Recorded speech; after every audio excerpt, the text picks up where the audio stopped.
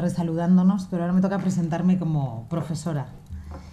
Yo soy María Teresa Comte, ya lo sabéis, especialmente para los que nos van a ver en diferido y sobre todo para los que va a ser difícil que tengamos oportunidad de vernos de cerca, que son los alumnos que están al otro lado del Atlántico.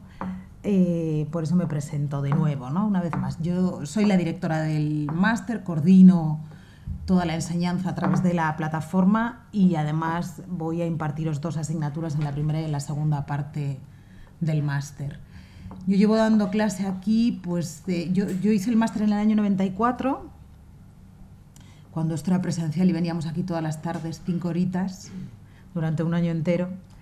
Y los que estábamos en clase éramos fundamentalmente gente que habíamos terminado la carrera, ¿no? Y que teníamos tiempo.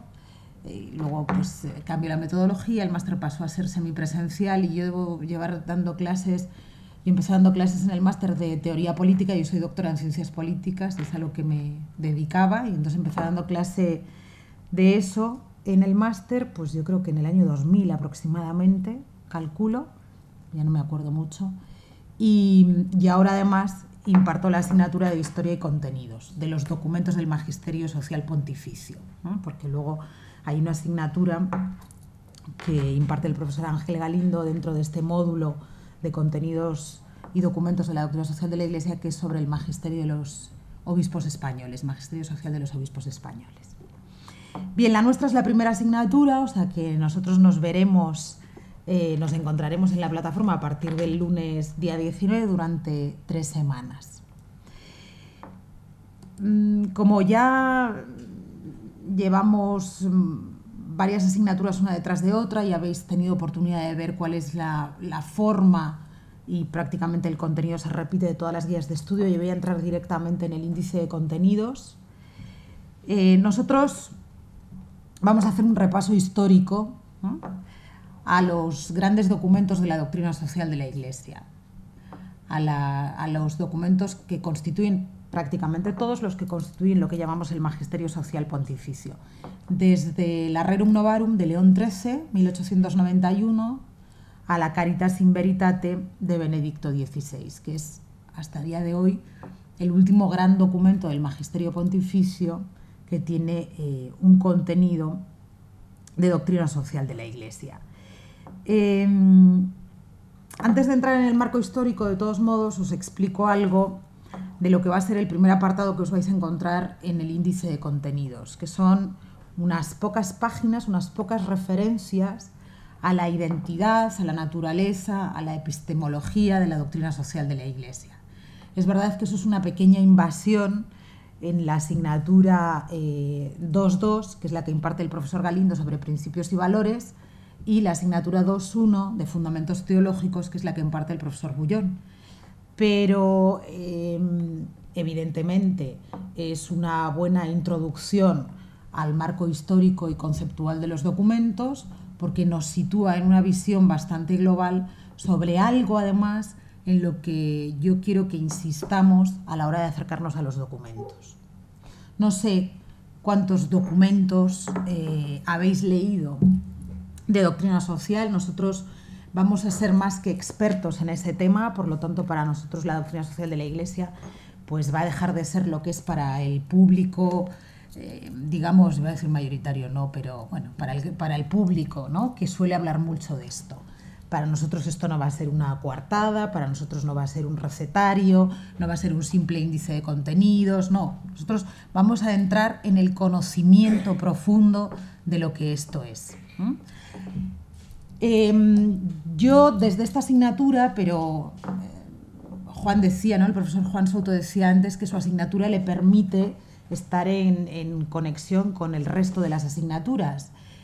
Yo por mi tarea de coordinación, pero también por la asignatura esta primera que os imparto, pues evidentemente también tengo ese trabajo. Y si hay algo que a mí personalmente me interesa que aprendamos, es que la doctrina social de la Iglesia, entre otras muchas cosas, es fundamentalmente una educadora de las mentalidades, ¿no?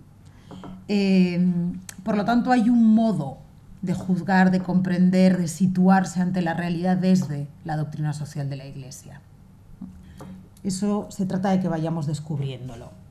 No se trata solo de fijarnos en qué dicen los documentos sobre la huelga, sobre el salario, sobre la empresa, ¿no? Como si se tratara de compartimentos estancos.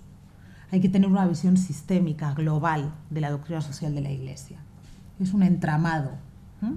Pero es fundamentalmente un modo de concebir al hombre, un modo de concebir al hombre en el mundo, un modo de concebir las relaciones humanas, un modo de juzgarlas, de interpretarlas. Es una mentalidad, fundamentalmente, entre otras muchas cosas, ¿eh? Y en ese sentido pues tiene una fuerza educadora enorme, ¿no? Una fuerza pedagógica enorme, como os decía el profesor Juan Souto al final de su intervención.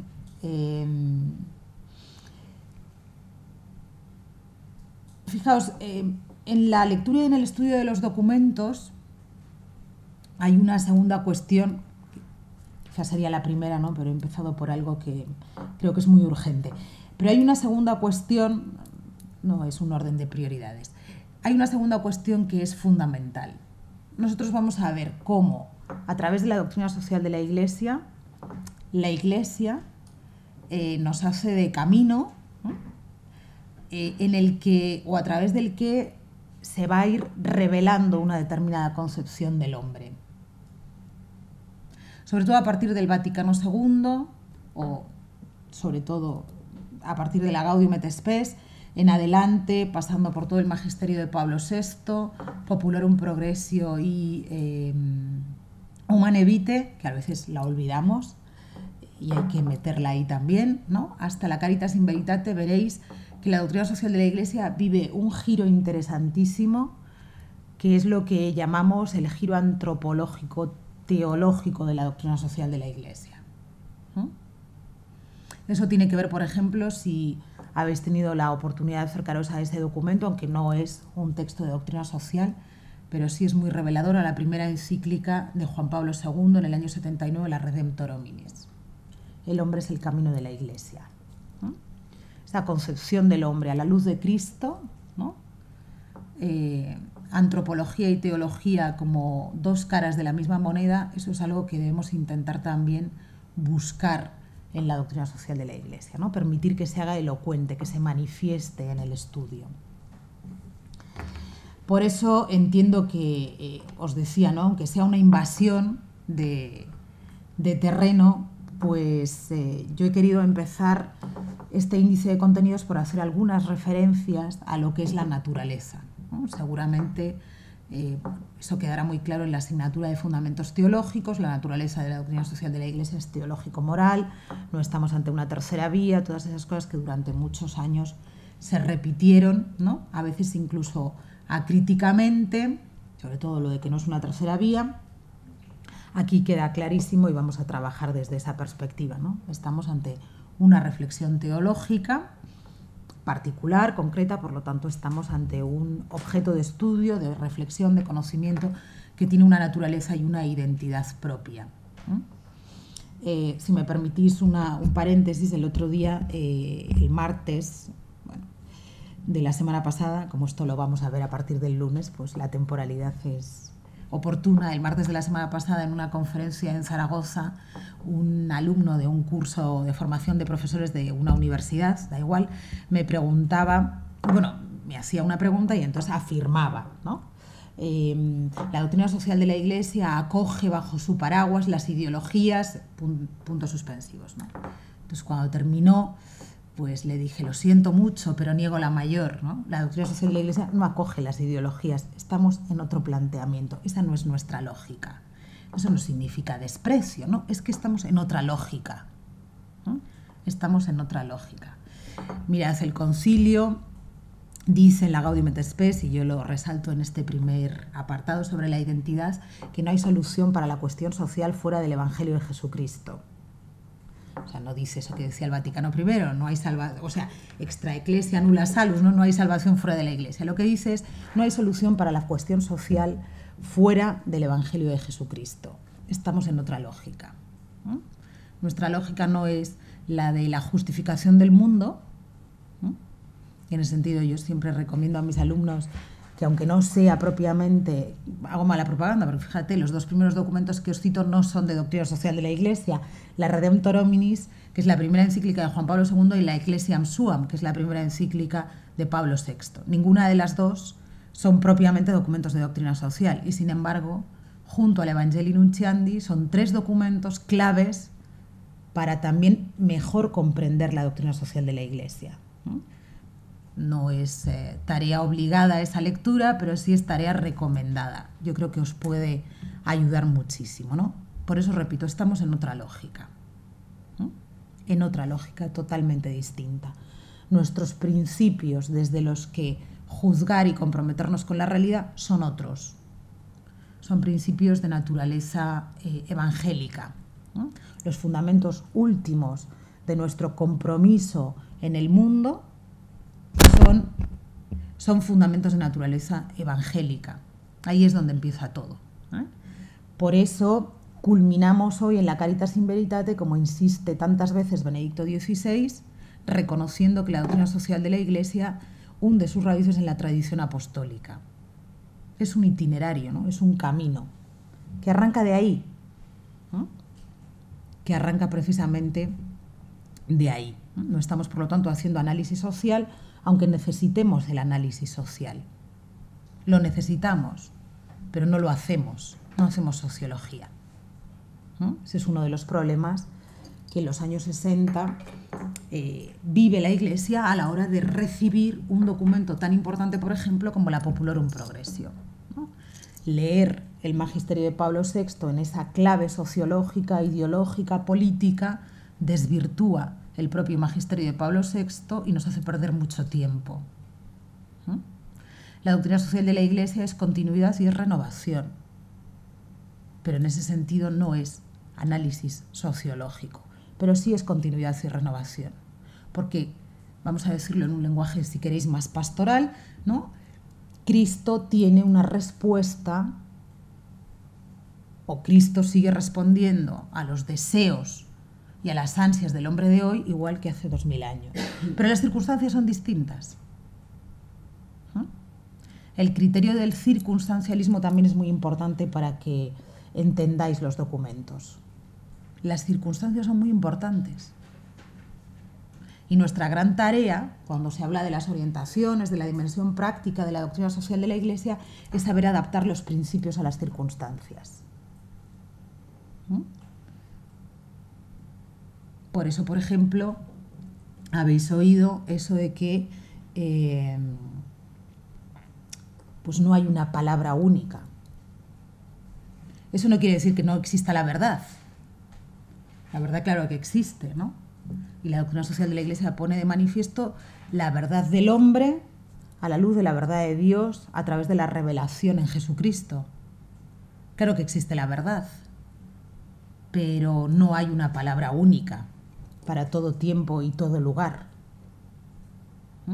Esa es otra de las cosas, otro de los rasgos de la doctrina social de la Iglesia que debemos intentar descubrir en la lectura de los documentos. ¿Por qué os digo todo esto? Para que no caigamos en el error en el que muchas veces caemos de, como os decía al principio, convertir la doctrina social de la Iglesia o bien en un recetario o bien en un conjunto de fichas ordenadas por temas, ¿no? Uno quiere saber qué dice la Iglesia sobre la huelga. Ah, pues mira, León XIII dice en la Rerum Novarum, o Pío XI dice en la 40º Anno, o luego ya no volvemos a hablar de la huelga hasta la Mater et Magistra. No es eso, ¿eh? No es ese el tema. Por eso el análisis histórico es fundamental, ¿eh?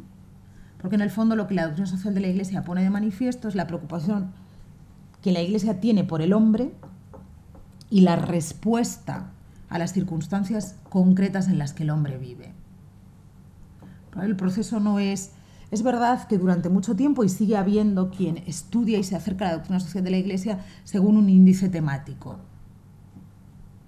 Pero vamos a intentar escapar de eso, porque en el fondo eso acaba encapsulando, ¿eh?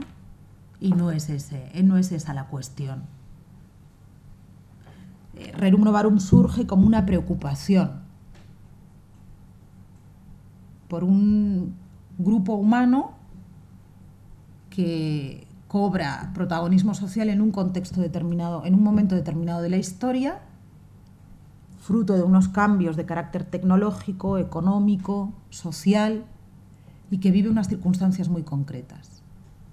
León XIII no es un sociólogo ni un experto en derecho laboral. Entonces no se pregunta por el salario de los obreros. No, responde a una urgencia. Hay una nueva clase social, mayoritaria, en terminología marxista, desposeída, explotada, que vive única y exclusivamente de su trabajo y de un trabajo que no le permite ni siquiera subsistir dignamente. Esa es la preocupación. La preocupación no es el salario, oiga, si debe ser familiar o individual, como cuestión teórica. La preocupación es por aquellas familias numerosas de obreros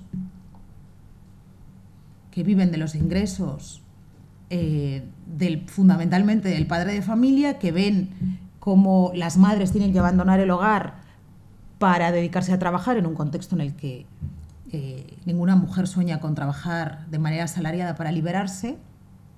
Eso también es importante, porque claro, si lo leemos en otras claves, pues no entendemos, ¿no?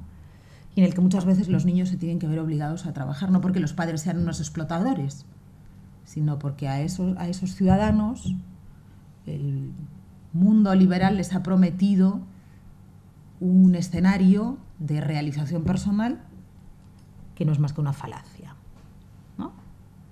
Conquiste usted su autonomía, conquiste usted su libertad y será el dueño de su vida, el ideal de la autodeterminación.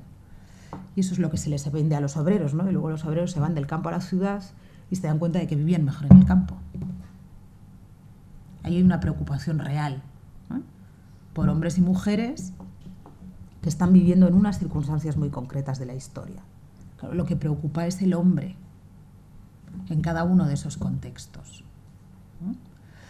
Por eso es importante situarnos en el contexto e ir viendo cuáles son los esfuerzos que la Iglesia ha hecho para ir respondiendo a las necesidades humanas. Y eso evidentemente nos obliga a conocer el entorno. Uno de los primeros deberes a los que nos urge la doctrina social de la Iglesia es el conocimiento de la realidad. Estamos obligados a conocer la realidad. Y además nosotros hemos sido educados en la lógica aristotélica. La realidad puede ser conocida y los problemas tienen solución y tienen una solución.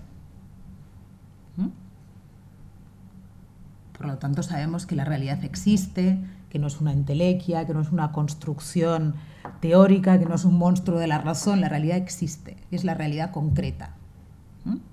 Lo que Juan Pablo II decía, la realidad de cada hombre histórico, real y concreto. Y añadía en el año 79, hoy tendríamos que aumentar la cifra, decía él, la realidad de los 6.000 millones de hombres y mujeres que hoy viven sobre la Tierra. Hoy serían ya, ¿cuántos son? 6.000 no sé cuántos millones somos, ¿no? Eso es lo que le preocupa a la Iglesia y por eso le importan las estructuras y por eso le importan las relaciones de poder y por eso le importan los organismos internacionales y por eso le importan los partidos políticos y los sindicatos, le importan las empresas. Primero porque son creaciones del hombre y son buenas en la medida en que sirven al hombre. Pero luego porque son manifestaciones de realidades humanas en las que hay que responder a las exigencias de la naturaleza humana. Y fundamentalmente hay que responder al principio de dignidad. En el fondo veréis que la doctrina social de la Iglesia lo que plantea, aunque no en esa terminología en los primeros momentos, es verdad, ¿no? Eso es absolutamente cierto, porque el peso de la antropología en la Rerum Novarum o en Quadragesimo es mucho menor que a partir del Vaticano II, evidente, eso tiene que ver con la propia evolución de la reflexión histórica y con la propia evolución interna de la Iglesia, pero veréis que la doctrina social de la Iglesia quiere acompañar al hombre en un camino de plenitud. Eso es lo que significa el verdadero desarrollo. Por ejemplo, cuando lleguemos a la Populorum Progressio, será bueno que descubramos eso. Que Pablo VI está muy lejos de mediar en los conflictos ideológicos entre unos y otros. Y a lo que él apelaba, como decía, es a un humanismo nuevo, a un humanismo trascendente, ¿no? un humanismo teocéntrico, por utilizar una expresión del filósofo francés Maritain, que yo repito aquí en esta asignatura y que veréis que os repetiré hasta cansaros en el módulo de política: un humanismo de la gracia, no un humanismo contra Dios, sino un humanismo con Dios. Ese humanismo nuevo, dice Pablo VI, es el que debemos anhelar, ¿no? Y la Iglesia acompaña esa llamada de Dios, esa vocación a ser, ¿qué? Plenamente hombres, en la totalidad, en la integridad de nuestro ser. Y como somos seres personales y comunitarios, nos hacemos en la relación con los demás, ¿no? Nos hacemos en la relación con los demás. Es el carácter instrumental de las cosas que nos sirven. Vistas como medios buenos, legítimos, necesarios, medios que debemos contemplarlos como exigencias morales, no desde la lógica del mal menor. Las instituciones políticas, sociales, económicas, la técnica, la ciencia, son exigencias de la naturaleza humana, no son males del mundo. Ahora, eso sí, son medios al servicio de la consecución de un fin último, que es el desarrollo pleno de la personalidad humana. Eso es lo que significa el verdadero desarrollo, ¿no? O eso es lo que significa el derecho a la vida, en la lógica de la doctrina social de la Iglesia, el derecho a vivir dignamente, no el derecho a nacer. Que bueno, no quiero, o sea, supongo que todos me entendéis, ¿no? Pero no es el derecho a nacer, es el derecho a ser en plenitud. En plenitud, que es plenamente hombres, ¿no? Y para serlo en plenitud necesitamos que esas relaciones de interdependencia en las que expresamos nuestras necesidades, nuestras debilidades, nuestras aspiraciones se vean satisfechas. ¿En orden a qué? En orden al valor sagrado de cada vida humana, eso es lo que llamamos dignidad. Todo eso es lo que tenemos que ir descubriendo en la doctrina social de la Iglesia. Por lo tanto, cuando leamos lo que León XIII dice sobre el salario de los obreros, ¿no? Hay que leerlo desde ahí. Evidentemente, en el contexto en el que no existe un salario estable, en el que no hay una regulación jurídica del salario, ¿no? En el que los obreros, pues, en el fondo dependen, ¿no?, del poder de los más fuertes. Cosa distinta a cuando Juan XXIII hable de las condiciones de regulación del salario y evidentemente pues estemos ya hablando, doy un salto muy grande, ¿no?, pero estemos ya hablando de un salario fijo, regulado jurídicamente. No tiene nada que ver el contexto, ¿no? Ha variado mucho. Bien, claro, ¿cuál es el ideal? Bueno, el ideal y además lo que tenemos que conseguir, ¿no? El ideal y lo que tenemos que conseguir es acercarnos a los documentos. Mirad, el compendio es un documento más de la doctrina social de la Iglesia. Es un documento maravilloso, de una utilidad enorme, de un valor incalculable. Como dicen algunos, es un tesoro, es verdad. Es bueno que lo tengáis. De hecho, creo que ayer, en la primera presentación del funcionamiento del campus, yo ayer os enseñaba que en nuestra asignatura tenéis ese enlace directamente para que lo tengáis ahí y lo conozcáis. Pero además de eso, nosotros tenemos que conocer los documentos. O sea, nosotros nos tenemos que habituar al lenguaje de León XIII, de Pío XI, de Juan XXIII, de Pablo VI, de Juan Pablo II y de Benedicto XVI. Tenemos que conocer ese lenguaje, apreciar en ese lenguaje las circunstancias cambiantes de la historia, incluso los propios rasgos teológicos de cada uno de los papas, ¿no?, las preocupaciones del momento. Por lo tanto, los documentos hay que leerlos.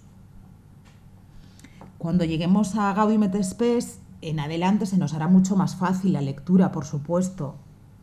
Primero porque, somos contemporáneos, ¿no?, porque el lenguaje es un lenguaje más adaptado a nuestras circunstancias, porque los contextos son conocidos. El lenguaje de la Rerum Novarum pues, es un lenguaje del XIX, culto, un lenguaje culto del siglo XIX. Claro, León XIII no escribe la Rerum Novarum para que la lean los obreros. Eso es evidente, ¿no? La escribe para que quienes tienen responsabilidad sobre la cuestión obrera se vean interpelados, ¿no? Fundamentalmente. Por lo tanto, es un lenguaje más complejo para nosotros, ¿no? Pero hay que hacer ese ejercicio, o sea, hay que empezar por la Rerum Novarum, ¿eh? Hay que empezar por ahí e ir siguiendo, pues uno detrás de otro, ¿no? Hombre, no digo que convirtáis las encíclicas en vuestro libro de cabecera durante un año, porque eso haría que nos odiarais, ¿eh? Pero sí que es verdad que hay que habituarse a esa lectura. La primera es más ardua y las siguientes ya van a ser mucho más cómodas, mucho más... os vais a ir habituando progresivamente, ¿no? Pero tenemos que acostumbrarnos a ese lenguaje, sin lugar a dudas, ¿eh? Por lo tanto, ese es el recorrido que nosotros vamos a hacer. Vamos a empezar en la Rerum Novarum y yo he ido siguiendo el mismo esquema de presentación. Bueno, hago una presentación del Papa y del documento, os presento un esquema, o sea, yo lo que hago es intentar extraer el esqueleto del documento, un esquema, ¿no? Para que os facilite también la lectura desde ese esquema. Os advierto que a veces los esquemas son un poco artificiales. Quiero decir, por ejemplo, en el caso de Rerum Novarum, no sé si habéis leído la encíclica, en el caso de Rerum Novarum el esquema es muy simple. Introducción, exposición polémica, exposición positiva. Es decir, está muy claro, ¿no? ¿Cuál es el problema? ¿Cuáles son los agentes? ¿Cuál es el conflicto? Un conflicto entre clases y un conflicto ideológico, entre dos propuestas diferentes, dos propuestas alternativas. Y en un tercer momento, ¿qué es lo que proponemos? ¿Dónde estaría la solución al conflicto social? Fijaos lo que os digo, ¿no? La controversia en el XIX es entre liberalismo y marxismo. ¿Cuál es la propuesta de Rerum Novarum? El reconocimiento de los deberes y derechos de las partes en conflicto. No si es mejor la propiedad privada o la propiedad pública. Cuestión sobre la que se va a pronunciar León XIII, por supuesto que sí. No se trata de mediar entre dos interpretaciones ideológicas de la realidad. Tampoco se trata de ofrecer una tercera interpretación ideológica de la realidad, ¿no? Pero ese es el primer ejemplo con el que os vais a encontrar. Frente a una concepción liberal burguesa de la sociedad y frente a una concepción marxista, ¿qué es lo que dice León XIII? Reconocimiento de los derechos y deberes de las partes en conflicto. O sea, superar la lógica individualista, ya sea desde los derechos individuales o desde los derechos colectivos, ¿no? En el fondo, si hacemos un recorrido de más de 100 años, lo que nos dice Juan XXIII en la Mater et Magistra, en la Pacem in Terris, y Benedicto XVI en la Caritas in Veritate. No hay derechos sin deberes, ni deberes sin derechos. Para acabar diciendo, como dice Benedicto XVI, que si en lugar de trabajar desde la lógica de los derechos, trabajásemos desde la lógica de los deberes, haríamos más fácil la satisfacción de los derechos, ¿no? Si cada uno asumiese sus responsabilidades en sus relaciones con los otros, haría más fácil el ejercicio práctico de los derechos de cada uno, ¿no? Eso es lo que está diciendo León XIII, con otro lenguaje, por supuesto, ¿no? Pero en el fondo está diciendo, oiga, aquí hay ciudadanos, personas que en sus relaciones juegan al mismo tiempo con unos derechos y con unos deberes. Regúlese eso, ¿no? Bueno, vamos a empezar por lo tanto por Rerum Novarum, seguiremos Pío XI y la cuestión de entreguerras. Mirad aquí, es verdad que, claro, a cada uno se nos nota nuestros afanes, ¿no? Entonces, dentro del esquema de Cuadragésimo Ano, yo en los apuntes he privilegiado, lo reconozco, la cuestión, por un lado, de los totalitarismos y luego un tema que quizás es más propio del módulo de política, pero como vamos a compartir, pues podemos andar jugando entre una y otra cuestión y os la he planteado aquí. que es todo el tema con relación a la persecución religiosa en México, la cuestión del derecho de resistencia, de la libertad religiosa, que creo que es una cuestión fundamental, que el magisterio con relación al tema mexicano enseña cosas muy importantes y de mucha validez. Entonces, por no descontextualizarlo, lo he metido ahí,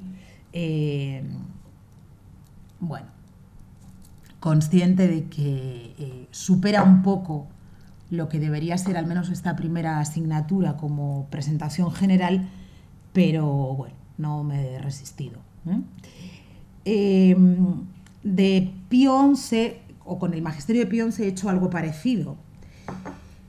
El documento que es propiamente de doctrina social de Pío XI es este que tenéis aquí, recogido del 1 de junio del 41, la solemnidad es una conmemoración de Rerum Novarum, pero al mismo tiempo, en el punto 232 os he añadido un esquema y un análisis de dos radiomensajes de Pío XII, que son interesantísimos, uno de la Navidad del 42 y otro de la Navidad del 44, el primero sobre el Estado de Derecho y el segundo sobre la democracia.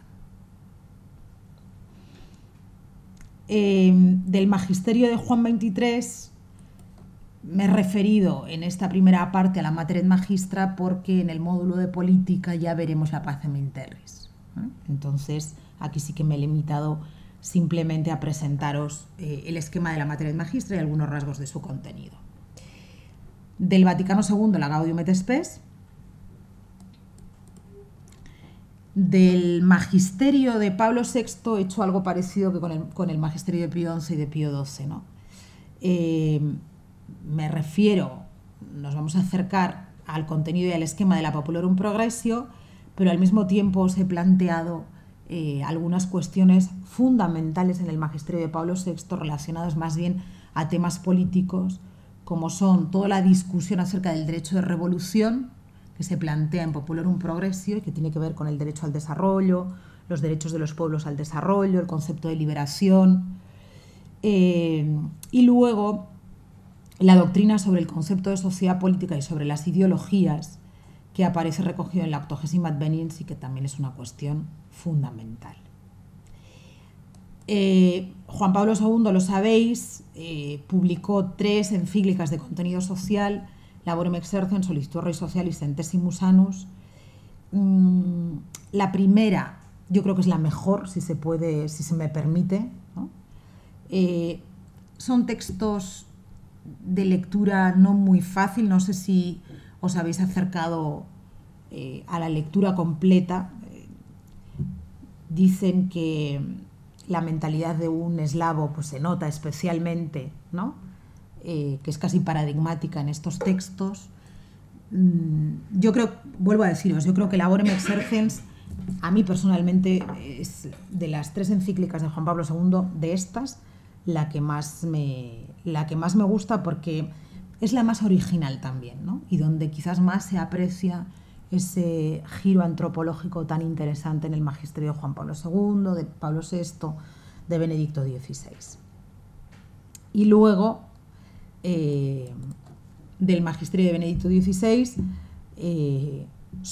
lo que es propiamente su encíclica social, que es la Caritas in Veritate, y algunos elementos de la primera, de la Deus Caritatis, que aunque no es propiamente una encíclica de doctrina social, sí tiene elementos que nos van a servir muchísimo y que os he recogido para que los conozcáis. Seguramente, pues si no todos, casi todos, os habréis acercado a esos textos. Mirad, hay un documento, que es una entrevista, ¿no?, que se le hace al todavía cardenal Wojtyła en el mes de junio del año 78, por lo tanto pocos meses antes de que fuera elegido papa, sobre la doctrina social de la Iglesia. A ver, no es un texto de lectura obligada. O sea, en esta primera asignatura los textos de lectura obligada son las encíclicas. No es un texto de lectura obligada, pero sí os recomiendo que lo leáis. La tenéis, os he puesto el enlace en esta primera nota a pie de página. Es un texto muy interesante, Muy interesante. Yo creo que os va a abrir muchas perspectivas. Y os recomiendo que lo leáis. Es uno de esos textos, no es excesivamente larga la entrevista, pero sí os recomiendo que la leáis. La actividad, o sea, el trabajo, la actividad de aplicación que yo os voy a pedir no incluye la lectura de esta entrevista, pero sí quiero haceroslo notar porque sé que os va a gustar y porque además, os repito, es muy interesante. Bueno, os decía, esta primera parte se refiere a la identidad. Mirad, yo he intentado daros una definición a partir de lo que el compendio dice de lo que es la doctrina social de la Iglesia. Tomadla como una definición hilvanada, no tiene nada de original, simplemente he intentado hilvanar lo que en la presentación que hace el compendio de la naturaleza de la doctrina social de la Iglesia, cómo la entiende. Es un conocimiento iluminado por la fe, en diálogo cordial con todos los saberes, que expresa el ministerio docente de la Iglesia a través de un mensaje para los hijos de la Iglesia y la humanidad entera, y que bajo el signo de la continuidad y la renovación camina hacia una sociedad reconciliada en la justicia y el amor. Esto del signo de la continuidad y la renovación es fundamental. Si somos capaces de vivir en paz y como relación dialógica la renovación con la continuidad, habremos conseguido la matrícula de honor. En el fondo es el famoso discurso de Benedicto XVI a la curia romana en diciembre del año 2000 sobre la hermenéutica del concilio, 2000 algo. No recuerdo ahora, quizás 2005. Él fue elegido en 2005. Es probable que fuera el primer discurso que él da o el primer mensaje que da a la curia. Es un texto sobre la hermenéutica del concilio. Sé que es un mensaje a la curia, en el fondo es eso. Lo que el Papa revela o manifiesta en ese primer mensaje, el equilibrio entre continuidad y renovación. Por eso la ruptura, el concepto ruptura y todo lo que significa ese concepto en su dimensión política, antropológica, social, económica, es extraño a la doctrina social de la Iglesia.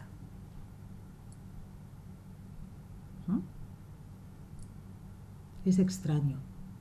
Hay conceptos de las ciencias sociales, más que de las ciencias humanas, que son absolutamente extraños a la doctrina social de la Iglesia. Y este es uno de ellos. O, por ejemplo, el concepto revolución o el concepto soberanía. Son conceptos extraños a la doctrina social de la Iglesia. Pero no por cuestiones ideológicas, sino por cuestiones teológicas y antropológicas. Esas cosas son las que deberíamos poder descubrir, porque son las realmente apasionantes, las que nos dan una perspectiva diferente. Al menos así lo entiendo yo. Bueno, quiero que veáis... Por eso yo os pediría que esta primera parte la leyerais de manera relajada. ¿Por qué? Porque en la asignatura de Fundamentos Teológicos, por supuesto, el profesor Bullón, con infinita sabiduría, más que yo, porque él es teólogo y yo no, pues os entrará en esto, ¿no? Yo lo que simplemente he hecho es una pequeña presentación que os acerque. Leedla tranquilamente como introducción. A mí me suspendieron una vez un examen por no haberme leído la introducción de un manual. O sea que no os voy a suspender, pero debe ser muy importante leer las introducciones. Fijaos, aquí es donde empezaría realmente lo que es el objeto propio de nuestra asignatura, ¿no? Marco histórico y contenido de los documentos del Magisterio Pontificio. El comienzo de un nuevo camino, ¿no? Y para eso, para enmarcarlo, pues yo he ido al compendio y he hecho una síntesis de esos números 87 al 88. En su continua atención por el hombre en la sociedad, por el hombre en la sociedad, la Iglesia ha acumulado un rico patrimonio doctrinal. Este tiene sus raíces en la Sagrada Escritura, especialmente en el Evangelio y en los escritos apostólicos, fundamentos bíblicos, y ha tomado forma y cuerpo a partir de los padres de la Iglesia, fundamentos patrísticos, y de los grandes doctores del medioevo. El profesor de Historia del Pensamiento Occidental os hablará de la Escuela de Salamanca, constituyendo una doctrina en la cual, aun sin intervenciones explícitas y directas a nivel magisterial, la Iglesia se ha ido reconociendo progresivamente. Esto es un camino. Bien, pues a partir de aquí nosotros entramos en lo que es propiamente el contenido, nos decía. Bueno, pues se trata, he ido siguiendo el mismo esquema, la presentación, he intentado como en el título, ¿no?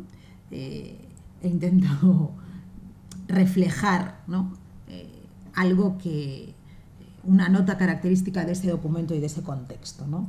¿Qué es la Rerum Novarum? Pues como dirá Pío XI en el año 31, la Magna Carta en el orden social. Hasta tal punto que es Pío XI en el año 31 el que, mirando hacia atrás, dice, mira, esto es doctrina, a esto le vamos a llamar doctrina social de la Iglesia, y esto merece ser no solo conmemorado, sino que esto debe ser actualizado.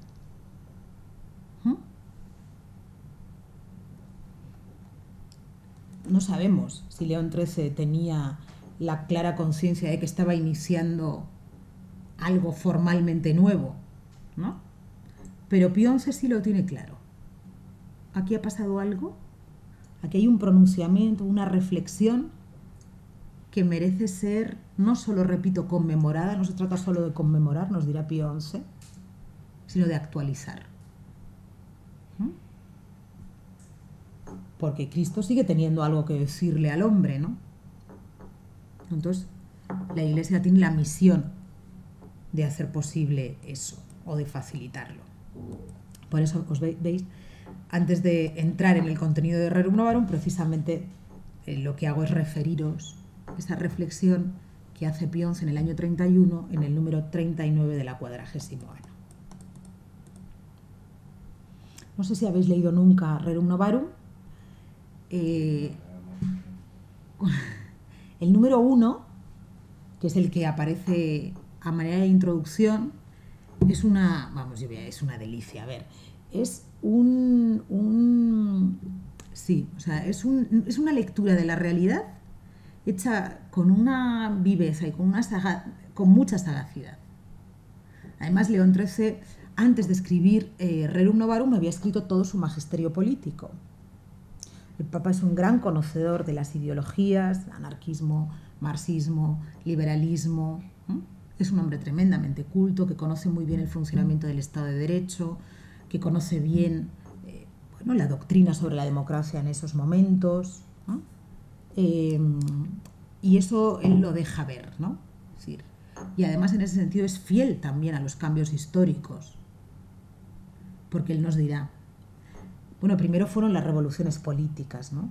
Ya veréis cómo describe además el concepto de revolución.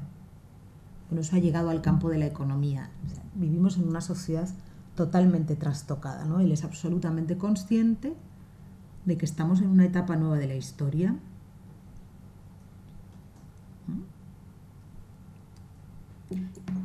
El número 1 leedlo con mucha atención, porque además en ese mismo número 1 ya están las claves de lo que va a ser la propuesta, ¿no? El modo como Rerum Novarum lee ese contexto nuevo. Luego, no olvidéis también que León XIII de algún modo asume la misión de, como se llama académicamente, ¿no?, reconciliar a la Iglesia con las libertades modernas. Libertad de expresión, libertad de imprenta, el eterno tema de la libertad de cultos en este contexto, ¿no?, hasta que lleguemos a la libertad religiosa en su formulación como derecho en la dignitatis humanae. Pero esa es la gran misión del Papa, ¿no? Reconciliar a la Iglesia con las libertades modernas. Hasta tal punto, y esto a título de anécdota, que en el contexto español, no conozco otros contextos, pero en el contexto español hay determinados grupos de católicos españoles que al acercarse al magisterio de León XIII consideran que el Papa ha perdido el norte, vamos a decirlo así, y se organizan novenas para pedir a Dios la conversión de León XIII. No es o sea, claro, pensad que Bernanós, el literato Bernanós, en Diario de un cura rural, ¿no? Si tenéis la oportunidad de acercaros, leed lo que dice de Rerum Novarum. Pero leamos también lo que dice de Rerum Novarum Pérez Galdós, o lo que dice Vicente Blasco Ibáñez, ¿no? Este es el socialismo verdadero, dicen ellos. Entonces, bueno, tampoco es tan extraño, ¿no?, que los sectores más integristas del catolicismo español, integristas no por violentos, sino por defensores de la doctrina del catolicismo verdadero, íntegro, crean que León XIII ha perdido el norte, ¿no?, y que hay que pedirle a Dios su conversión, ¿no? Quizás para nosotros el lenguaje de León XIII pues no nos resulta todo lo, vamos a decir, novedoso que les resulta a sus contemporáneos, pero Rerum Novarum es una sacudida enorme, enorme, ¿no? Y en la literatura queda reflejado, bueno, y no solo en la literatura, en la vida política española también. Es decir, los propios liberales españoles, católicos, en el 19, confiesan que la lectura de Rerum Novarum les ha hecho tomar conciencia de la necesidad de invertir desde el Estado, de intervenir, perdón, desde el Estado en la reparación de la cuestión social. Ahí es nada. Bien, bueno, los apuntes lo que pretenden es acompañar la lectura de los textos. Yo personalmente claro, lo ideal sería, ¿no?, uno se va al índice de contenidos, lee la introducción, ve el esquema del documento, se va al documento. Bueno, es un trabajo lento, sí, pero tenemos un año, ¿eh? Es decir, yo no espero que mi trabajo sea el primero. Casi preferiría que fuera el último, ¿no? Os lo digo de verdad, ¿eh? Y también para vuestro bien, ¿no? Esa lectura pausada, el ir descubriendo poco a poco, ¿no? Luego cada uno trabaja al ritmo que considera, ¿no? Pero yo os recomendaría eso. Ya os he dicho que los esquemas que os presento a veces son esquemas artificiales, pero están hechos con la idea de acompañar mejor la lectura. Y bueno, simplemente se trata de irlo viendo, ¿no? Es decir, esto es ir acostumbrándose a un lenguaje, a una manera de argumentar. Fijaos, nos vamos a ir a la actividad de aplicación y así veréis qué es lo que yo luego os voy a pedir a efectos prácticos, ¿eh? Yo os propongo varias actividades de aplicación para que elijáis. El alumno puede elegir entre dos actividades diferentes. No es necesario que se informe previamente al profesor de cuál de las dos, me he equivocado aquí, perdonadme, de cuál de las dos actividades, cuál es la elegida, ¿no? Me entregáis la que hayáis elegido, no hace falta que nadie me diga voy a hacer esto, voy a hacer lo otro. Son dos. La primera es esta: identificar y señalar los principios permanentes de la doctrina social de la Iglesia en todos y cada uno de los documentos estudiados. Para esto los alumnos seguirán el esquema de los principios permanentes tal y como lo sistematiza el compendio de la doctrina social, capítulo 4. ¿Cuáles son esos principios? 5. Bien común, ya sé que ahora no manejamos un significado concreto y exacto de los principios, pero ahora eso nos da igual porque ya lo aprenderemos. Bien común, destino universal de los bienes, subsidiariedad, participación, solidaridad. Os advierto algo que a veces causa equívoco, pero lo hacemos de manera intencionada.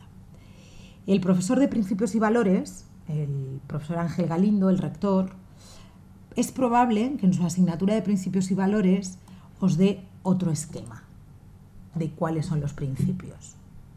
Por eso yo especifico, tal y como los sistematiza el compendio de la doctrina social de la Iglesia. ¿No? O sea, los dos sabemos que en su índice de contenidos, o sea, en su asignatura, él presenta otras sistematizaciones. Yo os pido la del concilio. La del compendio. Identificar y señalar. Por eso os he subido al campus un ejemplo de trabajo y os voy a subir alguno más. Porque, claro, yo soy consciente de que cuando pido esto hay algunos que lo que hacen es, me dan una lista, como si fuera una lista de la compra, ¿no? Rerum Novarum 1, 49 22, Mater Magistra 122. Hombre, tampoco es eso lo que yo pido. Pero tampoco lo que pido es el copia y pega de me voy, entonces copio. Dice León 13. Supuesto que... No, me lo estoy inventando ahora porque no... Y entonces copio. 3 líneas. Supuesto que... Hombre, no es eso. Yo os pido una síntesis. Ahora, claro, se trata de identificar, o sea, dónde en toda esa reflexión de conjunto, en qué cuestiones concretas. Y evidentemente uno puede citar Mater Magistra 122, pero con poner MM 122 está todo dicho. Y luego, claro, ¿qué es lo interesante? Lo interesante es que al menos en las conclusiones intentemos hacer una exposición sintética de la ligazón, de la trabazón doctrinal que existe en esos principios y que hemos descubierto en ese proceso histórico. ¿No? Para eso hace falta que, aunque yo no os pido un trabajo extenso, ¿no?, y que esto se pueda hacer en 10 páginas perfectamente o a veces hasta menos, pues el trabajo tenga una introducción, un desarrollo y unas conclusiones.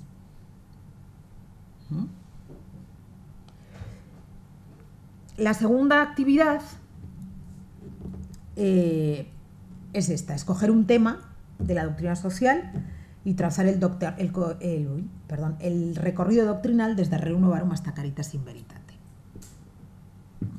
Evidentemente eso exige la elaboración de un esquema de síntesis, no ir diciendo, pues yo voy a hablar del salario, ¿no? Entonces, León XIII dice que el salario, pero luego viene Pío XI y dice, no, eso no es. Yo me sitúo ante un tema, elaboro diseño evidentemente un esquema a través del cual plasmar la evolución de esa cuestión, ¿no?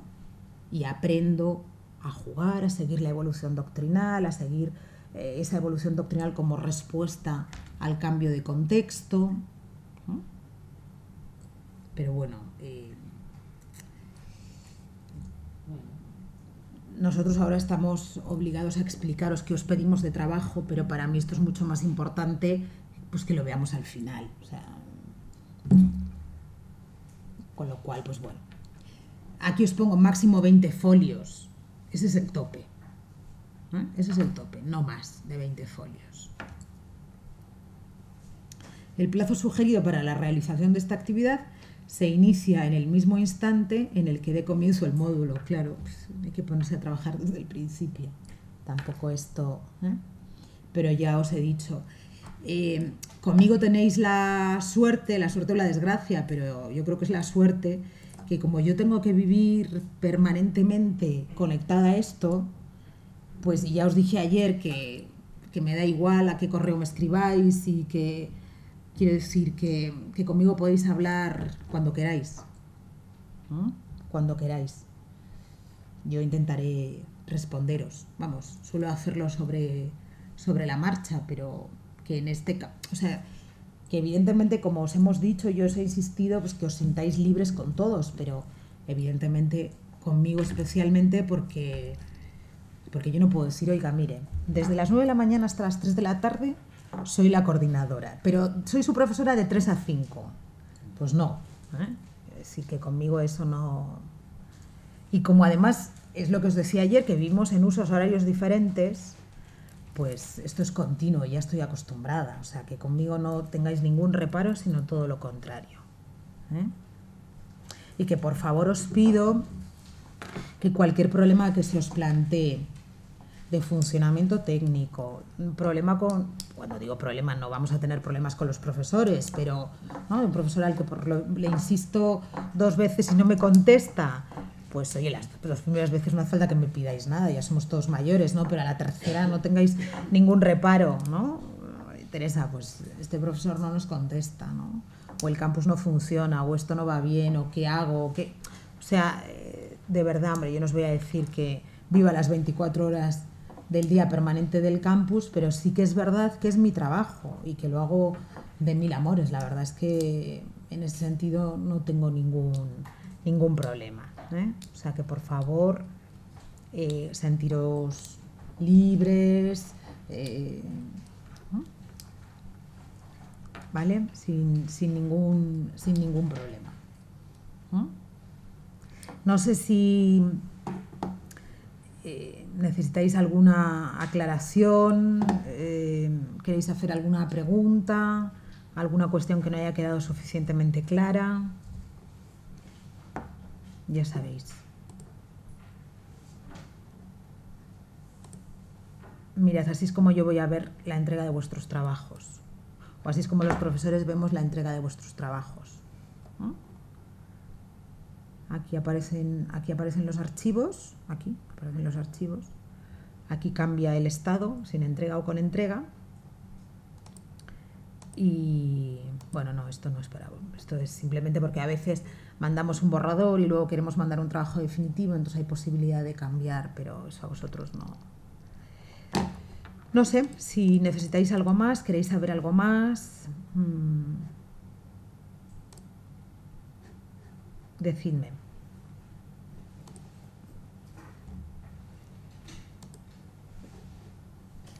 Bueno, pues yo creo que estamos ya todos cansados después de tantas horas.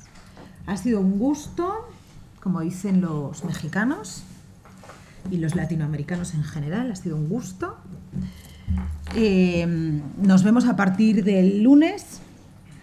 Yo os saludaré aproximadamente a las 9 de la mañana, que es cuando 9 y media, ¿eh?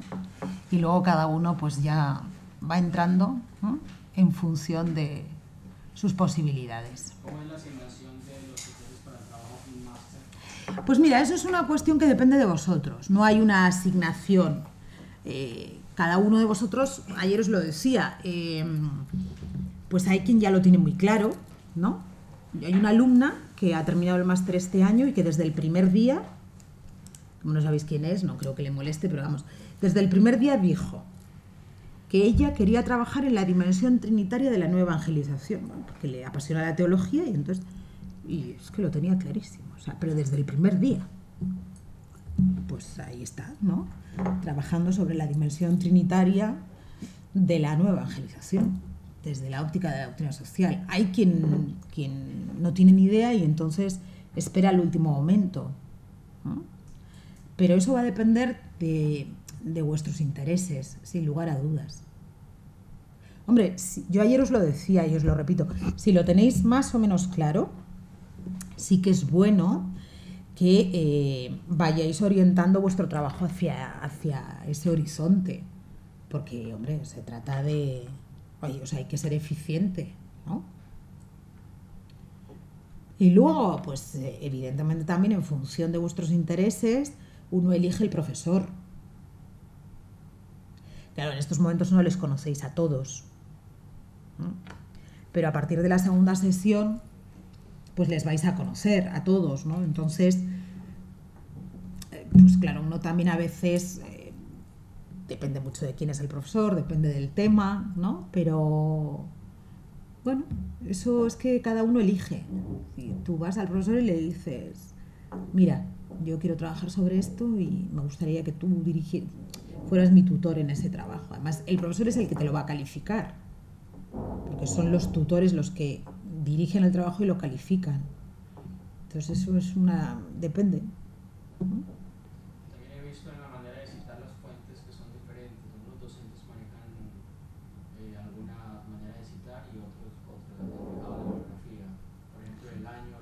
Ah, sí, ya. Si tienes algún manual para citar. Claro, es que los teólogos citan de otra manera. Sí. Oye, en eso tenemos una discusión. En esa guía que os ha enseñado Juan Souto, bueno, nos poníamos de acuerdo, porque los teólogos citan distinto. Entonces, sí, Juan, creo que fue Juan el que se encargó al final de usar un mismo criterio. Yo no tengo manías. O sea, hombre, yo suelo citar apellidos, nombre, título, editorial, sí, año, editorial y lugar de publicación y páginas. mis citas suelen ser así. Luego sí, quizás lo has visto en los documentos de Lorenzo, ¿no? Que es el más primoroso en esto, es súper exacto en esto. Y yo en principio, hombre, a ver, si uno cita siguiendo un criterio, no hay problema. Luego ya para el trabajo final de máster, pues va a depender de quién te lo dirija. El tema es que no tengamos criterio a la hora de citar, o sea, que no sepamos citar. O sea, lo digo es por los trabajos de ahora, los trabajos que necesitan fuente y todo. O sea, me refiero. Bueno, pues fijaos en cómo lo hace el profesor y así no tendréis problemas. Sí, no tendréis problemas, ¿no? Conmigo, por ejemplo, da igual. O sea, mientras sigáis un criterio y un criterio reconocido, yo no tengo problemas. Ahora, cada uno aquí, ya sabes, yo para estas cosas soy muy flexible, lo reconozco, quiero decir. Tú me dices, mira, yo es que me dedico a la teología dogmática, entonces los que hablamos sobre el Tratado de la Trinidad citamos así. Pues muy bien, pues cita usted así. Yo no tengo ningún problema, ¿sabes? O sea, si tú estás siguiendo un criterio académico para citar, yo no tengo problema. Igual otro profesor lo tiene, no lo sé, yo respondo de lo mío, no. Pero es verdad que hay problemas, sí, no todos citamos igual. Eso es verdad. Pero vamos, ese es el mínimo problema, ¿eh? Lo importante, repito, es que citemos, o sea, que haya aparato crítico, que haya introducción, que haya conclusiones, ¿no? Que haya un ejercicio académico de reflexión y de estudio, ¿eh? Bueno, pues encantada. Yo estoy muy contenta porque los alumnos de este año han terminado encantados, o sea que vosotros también, seguramente, ¿no? Sí, además dicen que verás, bueno, Iván se ha ido, verás, Julia, que lo aprovecháis mucho mejor, ¿no? Porque los que han hecho algo similar, ¿no? Que es en un momento determinado, por las razones que fueran, pues a todos nos pueden pasar cosas, entonces uno dice, mira, tengo que dejarlo, y este año pues ha habido la oportunidad de que alumnos que tenían algunos créditos pendientes pudieran terminarlos. Y lo que los alumnos dicen es que, claro, al ser un campus virtual que tiene, o sea, que aunque el seguimiento no sea presencial, pero como es semana a semana, la visión de conjunto y esa visión sistémica es mucho mejor. Se aprende mucho más. Incluso yo, que estoy muy pendiente de lo que hacéis, de tal, de cual, me doy cuenta. Entonces yo creo que es una buena fórmula. Vamos a ver qué tal acabamos, ¿eh? Oye, yo encantada, y ya sabéis, a vuestra disposición. Sobre el tema de la biblioteca, ¿tú vives en Madrid? Bueno, pues los que viváis en Madrid, y tú que fuiste el que me preguntaste, no lo dejéis pasar. Insistidme, ¿vale? Si yo no os digo nada,